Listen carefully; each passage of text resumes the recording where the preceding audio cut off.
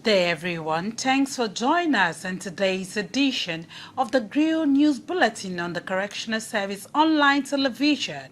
I am Assistant Superintendent of Corrections, Taiwo Mohunu. First, the headlines. Kekeriakun becomes the 23rd CJN. National Assembly raises concern for NCAS improved staff welfare. NBA applauds Nebaba for good leadership. This and many more after this time out. Stay tuned.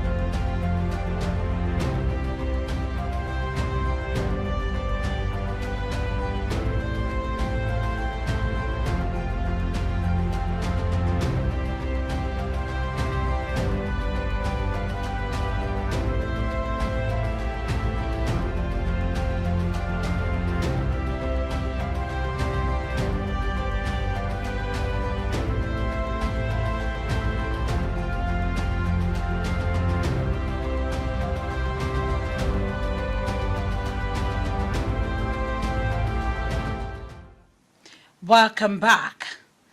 The senators confirmed the appointment of Justice Kekeriakun Kudirat as the 23rd Substantive Chief Justice of Nigeria.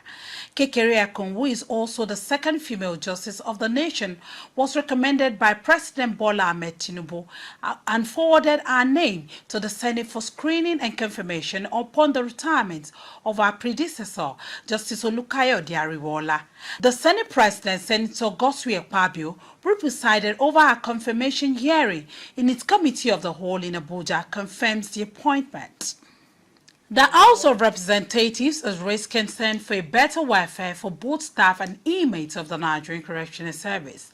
Speaking to the Chairman, House Committee on Reformatory Institutions, Honorable Chinedu Oga, who led his colleagues in an oversight visit to the national headquarters located in Abuja, said the Nigerian Correctional Service needs adequate budgetary allocation to enable it deliver its statutory role as enshrined in the Constitution of the Federal Republic of Nigeria. We have now called it reformatory institution.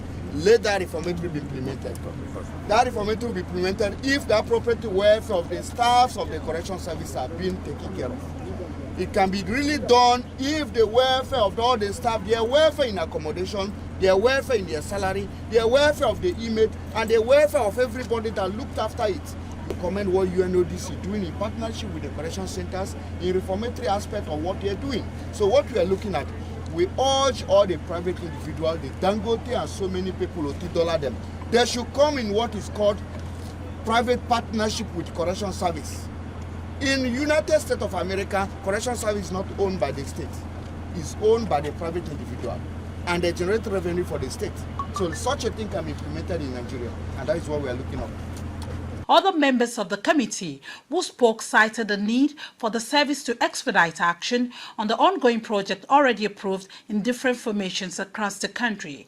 The committee, however, observed a shortfall in the number of staff disposition in the service and called for recruitment of more personnel as soon as possible.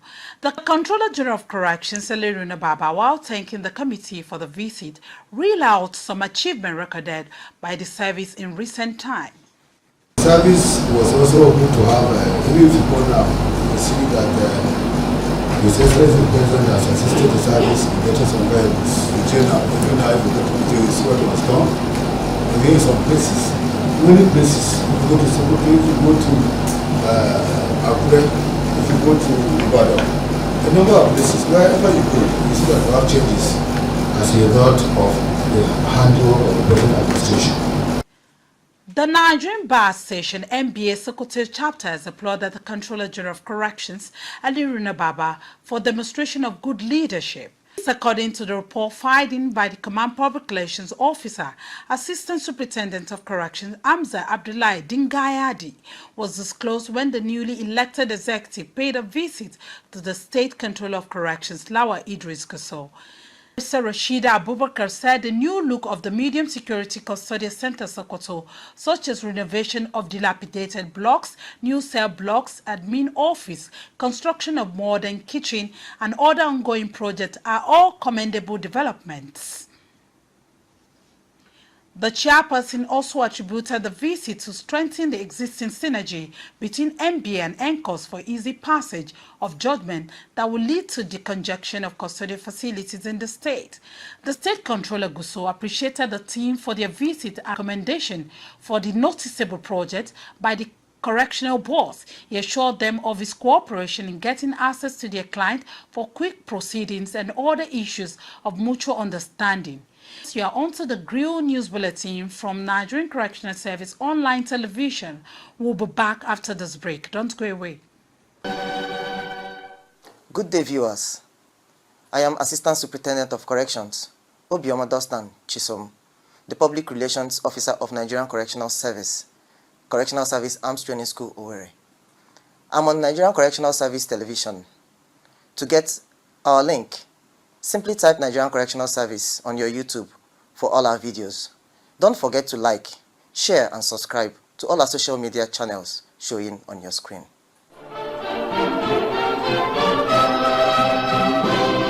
Good to know you are still with us.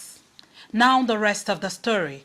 The Chief Judge of Kwara State, Justice Abiodun Ayodele Adebare, has promised to make visits to custodial centers in the state a continuous exercise for jail delivery. Adebare made the statement when he visited the old Ilorin and new custodial center in Okekura and Madala respectively, reviewed number of cases and eventually released 3 inmates. The Public Relations Officer of the Command, Superintendent of Correction, Adegbulgbe Philip Olumide, reported that the Chief Judge admitted that the facilities in the state are overcrowded. He therefore promised to perform jail delivery, which allows him to look into cases that stayed long in court, inmates with terminal illness and minor offenses which community service can take care of.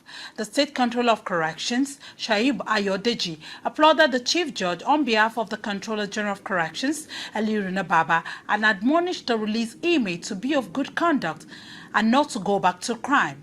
Justice Adebare was accompanied by Justice Ibijoko Olawoyin and the State High Court Registrar, Mrs. Kudirat Yaya, and other stakeholders in the Criminal Justice Department.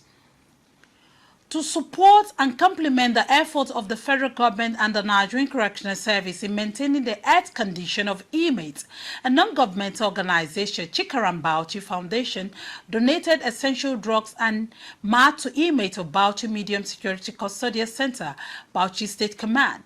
The Command Public Relations Office Assistant Superintendent of Corrections, Ahmed Tatur, reported that the NGO led by Al-Mustafa Haji Sufi aimed to assist in maintaining good health of inmates. While presenting the items, Al-Mustafa emphasized that the recent outbreak of diseases such as malaria and fever in the state motivated the organization to make the donation. In his response, in charge of the facility, Deputy Controller of Corrections Ibrahim Bawa applauded the foundation. He assured them that the drugs and mat will be utilized effectively. He also called on other organizations in the state to emulate them.